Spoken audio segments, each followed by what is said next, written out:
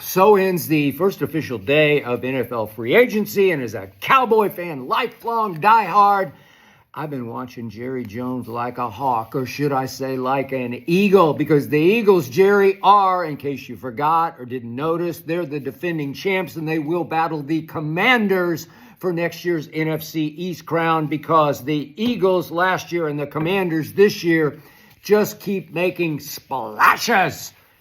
You make no splashes, Jerry. You just make trickles. Or as my late great mother used to say when she needed to pee, I need to tinkle. Jerry, today was about a bunch of tinkles. Tinkle upon tinkle. So what's your new MO? What's your new claim to fame? What's your new narrative? You got to have a narrative in Cowboy Nation.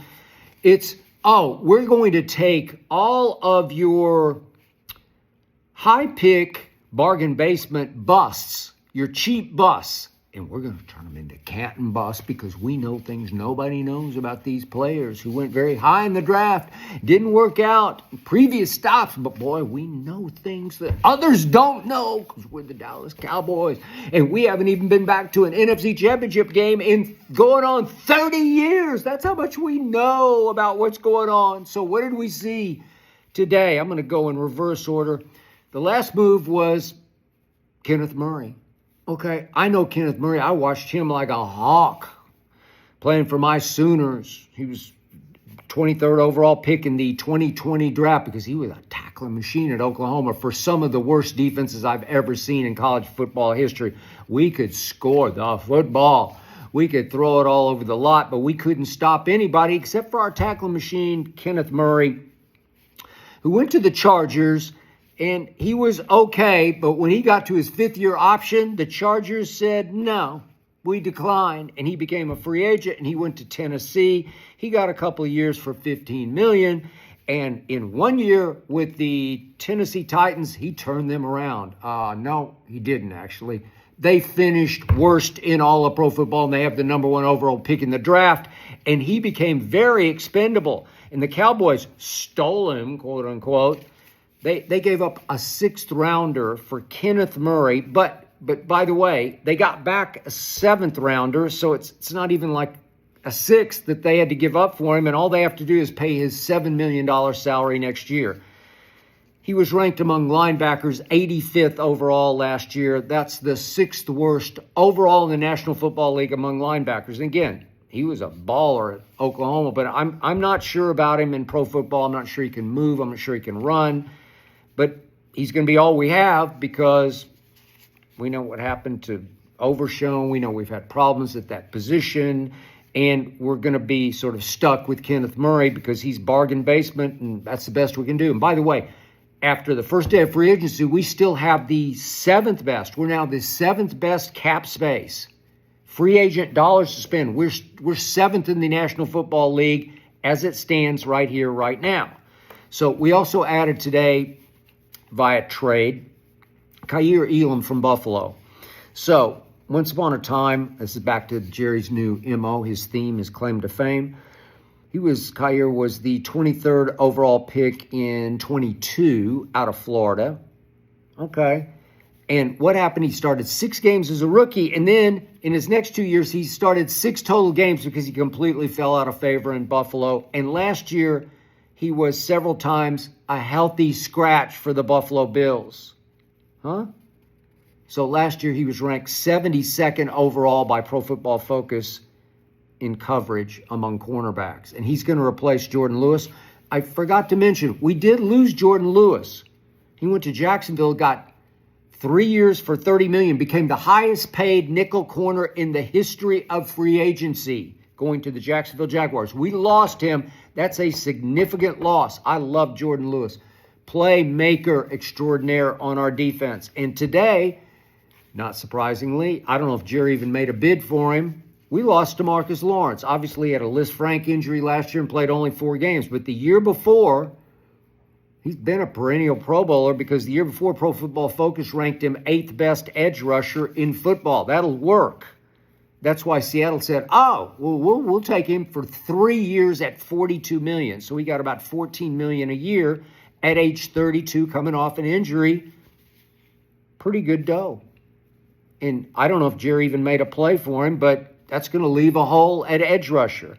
Another edge rusher we lost was Chauncey Golston, who went to the rival Giants, who may finish above us as we finish last next year in the NFC East. And Chauncey Golston got a 3-year deal, more than Jerry's paid anybody so far this year in free agency. It was $20 million. I don't know, it's $6+ million. I guess Kenneth Murray will make a little bit more.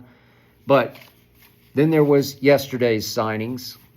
Solomon Thomas. Once upon a time, here we go with this theme again. He was the 3rd overall pick in the draft in 2017. 3rd overall to the 49ers. Just never lived up. He moved on to Las Vegas for a year. Then he moved on to the Jets, where he's been for the last 3 years. Over 3 years, he started 4 games. Okay? Over 3 years, he had 9 sacks. He had 3.5 last year. Not bad. So Jerry had to give him a 2-year deal worth $4 million a year. Well, that's bargain basement cheap for Solomon Thomas. Among defensive tackles last year, he played a good bit for the Jets. He was ranked 119th among defensive linemen. 119th? Bust. Canton bust? No, I'm sorry, Jerry. He's not going to turn back into that. Then here we came with Peyton Turner. I barely knew who he was, but I looked it up, and he was once upon a time, the 28th overall pick in 2021 for the New Orleans Saints. Would you believe that he was there for 4 years, and he started exactly 0 games as the 28th overall pick? What are we doing?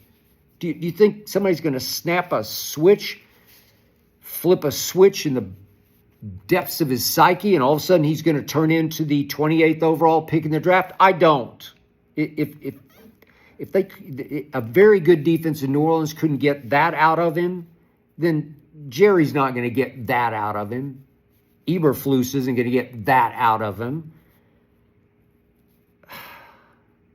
Come on, what are we doing, Jerry? I mean, I'm looking at this. He got what? Peyton Turner got 1 year, $3 million, because that's what he's worth for the Dallas Cowboys. But once upon a time, he had credentials. He was the 28th overall pick. Then we go back to day one, the unofficial signing period. Our first move was Javonte Williams. Not bad. I'm not going to crush it.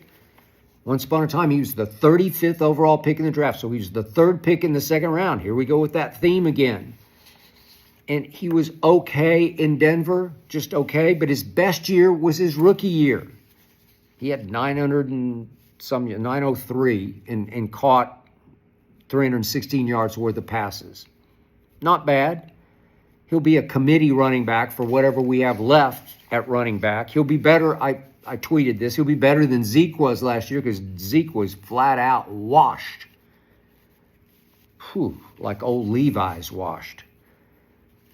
And Javonte Williams did lead Denver in rushing last year, but Pro Football Focus says they had the 5th worst rushing attack in pro football. So obviously Sean Payton didn't even try to keep him, and he had to kind of crawl to Jerry. Jerry gave him 1 year for $3 million. That's going to change life in Dallas? I think not, Jerry.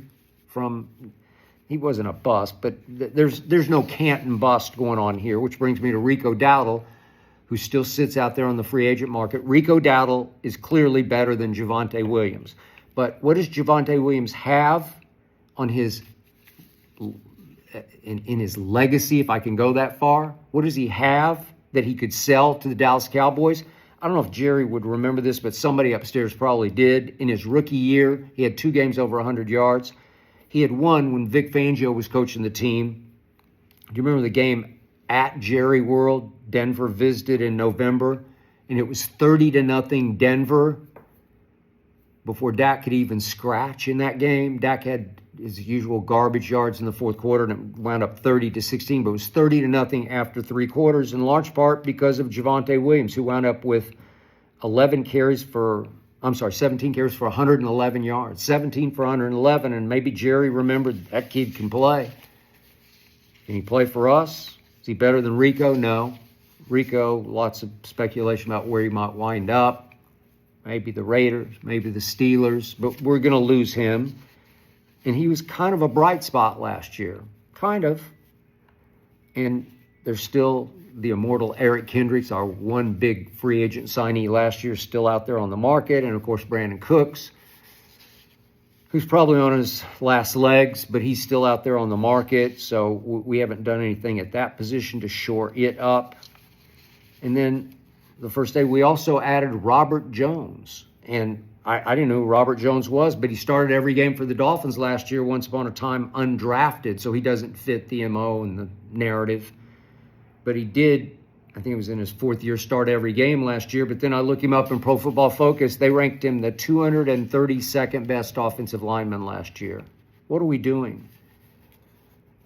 Among guards, he was 91st of 102 guards. But we got him to compete with Brock Hoffman, maybe to fill that huge, gaping canyon void left by Zach Martin, first ballot Hall of Famer. I don't know what we're doing.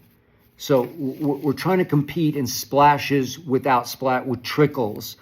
And now we got to compete with the Commanders, whose quarterback had the best rookie year ever. And they went and got Debo, splash. And then they got Laramie Tunsil, splash. And they still have high cap space, so they ain't through yet. And Philadelphia kept their two biggest splashes of a year ago. They extended Saquon, and they kept Zach Bond, which frankly surprised me. They've had some losses, C.J. Gardner-Johnson, Milton Williams. They've had some losses, Josh Sweat. And so they're not quite as good as they were, but they're going to rely on their kids, Jalix Hunt, to take over as an edge rusher for Josh Sweat. So I'm not betting against Howie Roseman, and I'm never, ever again betting on Jerry Jones as a GM, as a draft master, as a personnel guru. Jerry, do you even... I don't know. What am I supposed to do with any of this except, wow, these guys were once high picks, and they flat out busted. And we lost DeMarcus Lawrence, and we lost Jordan Lewis, and we lost Golston. We lost Chumi Edoga, not for much money, to Jacksonville, but he was our best left tackle last year. So I keep waiting for some move where it sends a message to the locker room of, boom, we did this. We're going to be better because we did that. We plunged the way Jerry used to plunge in the oil and gas fields. We went and got somebody that Cowboy Nation has heard of. Cowboy Nation barely knows who these players are. In fact, I will bet you even diehard Cowboy fans were not sure who Peyton Turner was today, or Elam. I know Elam's uncle and his father and uncle, I believe they both played, but I was more aware of them than I am of him because he was just nowhere for a Buffalo that would get decimated in the secondary and injuries, and he'd be a healthy scratch. Fell completely out of favor for a guy who can really coach defense. Buffalo can really play defense, and he was no splash. I don't know what we're doing, Jerry. I keep waiting and waiting for something to hang my hat on, some hope, and you give me nothing but tinkles. Your movement in free agency is, for me, the equivalent of a bowel movement, Jerry.